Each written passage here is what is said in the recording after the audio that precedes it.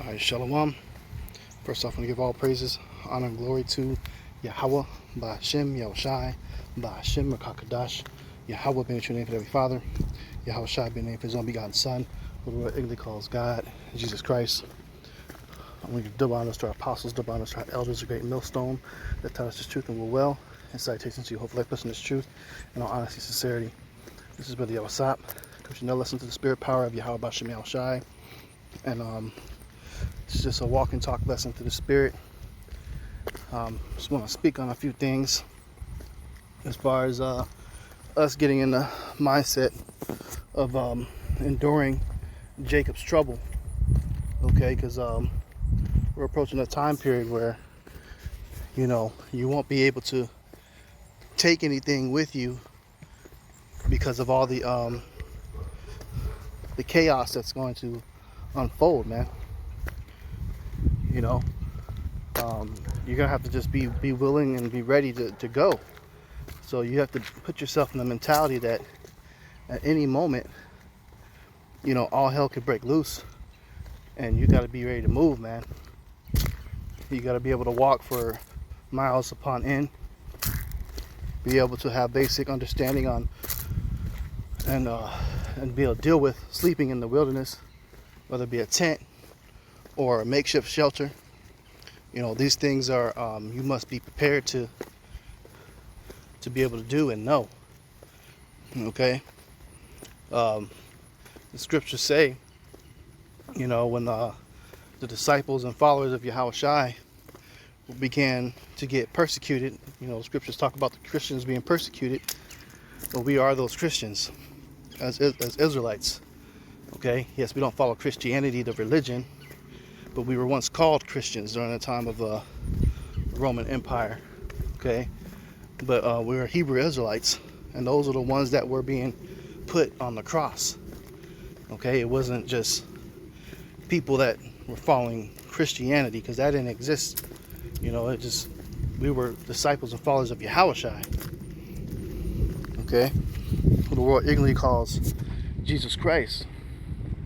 So, you have to be really in the mindset of being able to let it all go, and you have to meditate on things on what you would do. I was putting together a little lesson while I was out here, man, and just got a couple of pictures of some different wild edibles.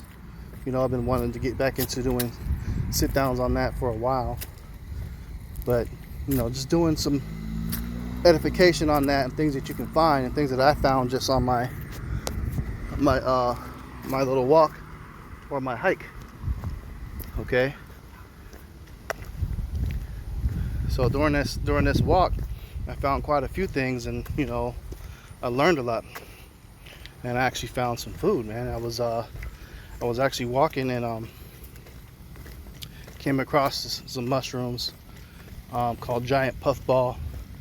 Lord's will, I'll put it in the lesson, and be cautious when foraging for certain things. Make sure you're doing your extensive research, okay? Because you don't want to get something that is poisonous and can harm you. But just finding things, man. Scriptures talk about how when we fled, we should dwell. He will cause the evil beasts to cease out of the land, and they shall dwell safely in the woods. Roughly paraphrasing. Okay,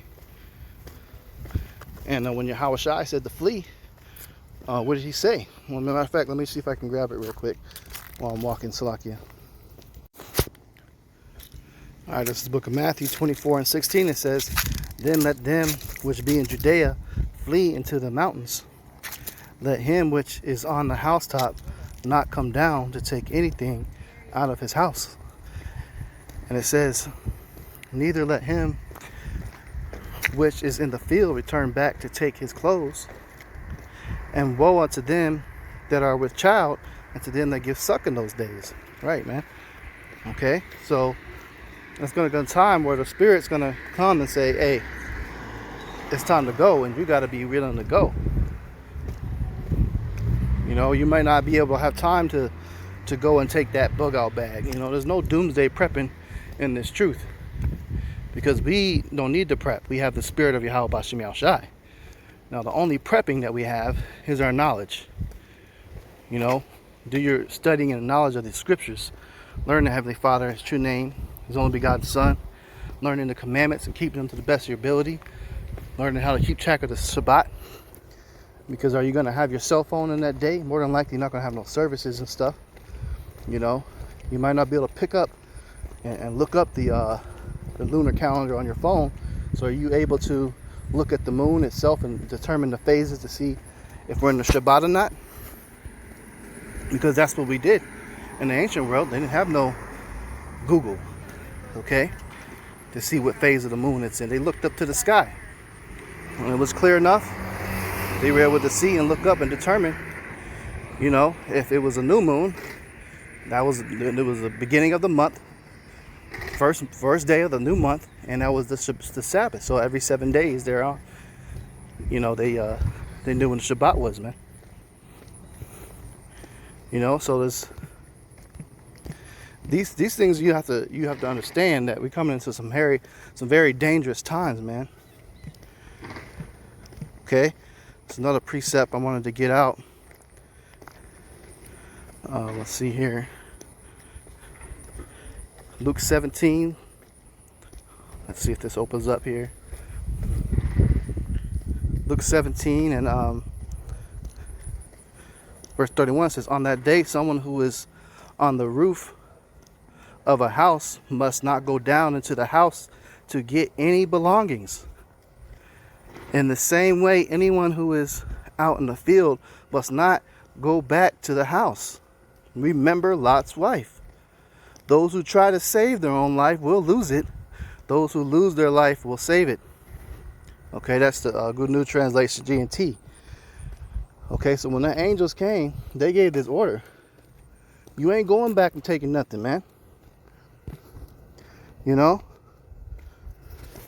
You don't have time to go back and take nothing with you. It's time to go, man. So all you're going to have is right here what's in your mind and what's in your heart, and as far as knowing Yahweh Bashim Shai and having faith. Okay? The other scripture gives the account of when Elijah was told to go. He was told to go and dip. And what happened? When he went and he dwelt in the wilderness and he lay by the brook, he got that fresh water from the spring, from the brook. And then the scriptures say that the Lord sent ravens to bring him flesh and bread every day. So he had bread being brought to him, you know, wherever the ravens got it. Maybe they picked it up from a local market, stole it. And they literally carried it and dropped it off to him, man. And he was eating. So you may not even have extensive survival knowledge. You might not have to be in a position to where, you know, you have the knowledge that I have on certain wild edibles.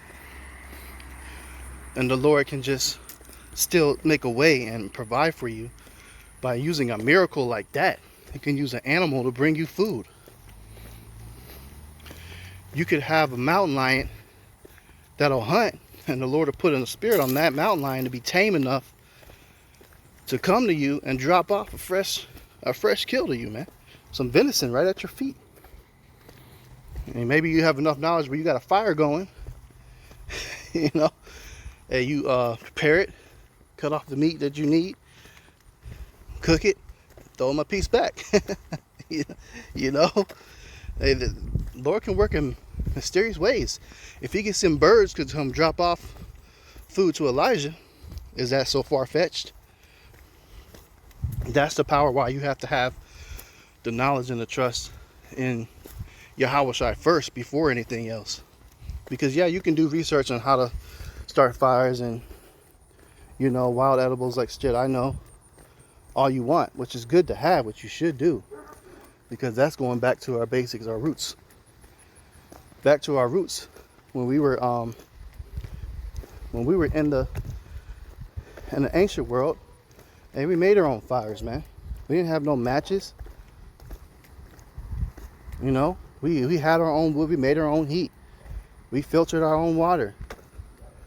You know, we slaughtered our own animals. We didn't have to go to a grocery store and depend on that to get our food, our substance.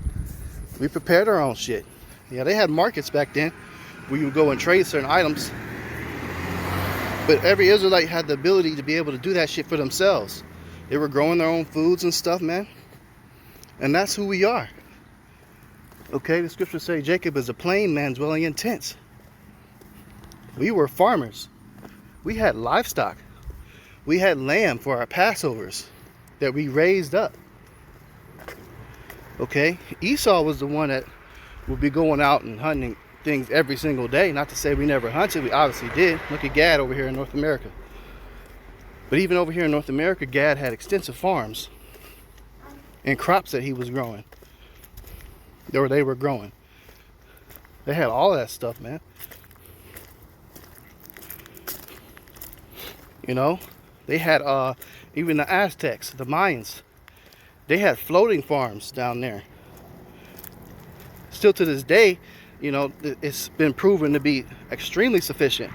Whereas where you get the concept of hydroponic farming come from. We think they get that idea from the Mayans and the Aztecs. They were literally growing their food on floating islands over there, man. Look it up. They're gigantic cities, empires.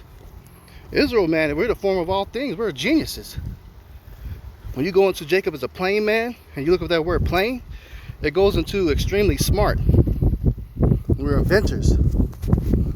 You know, so all sorts of ways in the wilderness we knew how to make it. How to get by, man.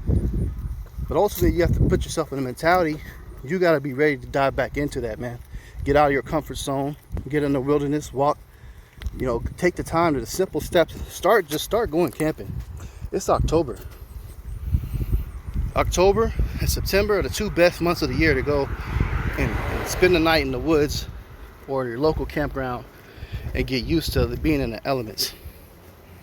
Get back in tune with nature, man. Because the scriptures say what? We shall be pilgrims upon the earth. Meaning we're going to be like going back to a nomadic lifestyle. So it's in you, Jake. Okay? It's in you to, you know, get you a camper and shit like that. Esau be doing it. But really that's our life. That's our style, man. Esau's a wild man. He's into the, you know, really roughing it. Freestyle camping and stuff like that, man. You know?